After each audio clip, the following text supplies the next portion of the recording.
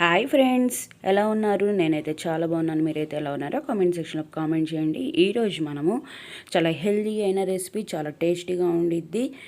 అదే జామకాయ chat. జామకాయతో chat ఎలా తయారు చేసుకోవాలో చూద్దాము. ఇది కోల్కతాలో ఫేమస్ అనమాట. చాలా చాలా టేస్ట్గా ఉండిద్ది. ఇప్పుడు చూద్దాము. ఫస్ట్ నేను ఇట్లా 4 కాయలు తీసుకున్నాను. మంచి జామకాయలు తీసుకోండి. నేను కొంచెం పండినయే తీసుకున్నాను. మీరు ఏవైనా తీసుకోవచ్చు, బాగా గట్టిగా ఉండేవైనా తీసుకోవచ్చు, ఇట్లా కొద్దిగా పండినవి అయినా తీసుకోవచ్చు. ఈ రకంగా 2 సైడ్లు మొన్నలు కట్ చేసేసుకొని శుభ్రంగా తర్వాత ఇట్లా నేను చూపించిన విధంగా కట్ చేసుకోండి. మనం చిన్న చిన్న ముక్కలుగా కట్ చేసుకోవాలి.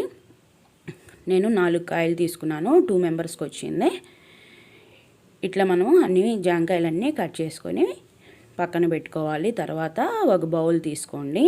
ఒక బౌల్ తీసుకొని దీంట్లో ఈ జామకాయ ముక్కలన్నీ వేసేసుకోవాలి. వేసేసుకున్న తర్వాత దీంట్లో మనము సరిపడినంత ఉప్పు వేసుకోవాలి. నేను ఒక 1/2 స్పూన్ దాకా వేసుకున్నాను. మీకు సరిపడినంత మీరు వేసుకోండి. ఇది హిమాలయ సాల్ట్ అండి, అది వేసుకుంటున్నాను. తర్వాత ఒక 1/2 స్పూను కారం వేసుకోవాలి. తర్వాత ఒక 1/2 స్పూను చాట్ మసాలా పౌడర్ ఉండిద్ది కదా, అది వేసుకుంటున్నాను. అలాగే చిల్లీ సాసు 1 స్పూన్ వేసుకుంటున్నాను. ఇవన్నీ మనకి ఇంట్లో అవైలబుల్గా ఉంటాయి. చాలామందికి లేని పక్షంలో మనకు మార్కెట్లో అన్నీ దొరుకుతాయండి. ఇది మస్టర్డ్ సాస్ అనమాట, ఆవాల సాసు. ఇది చాలా చాలా టేస్ట్గా ఉండిద్ది. మొత్తం మన చాట్కి ఇదే మెయిన్ ఇంగ్రీడియంట్ అనమాట.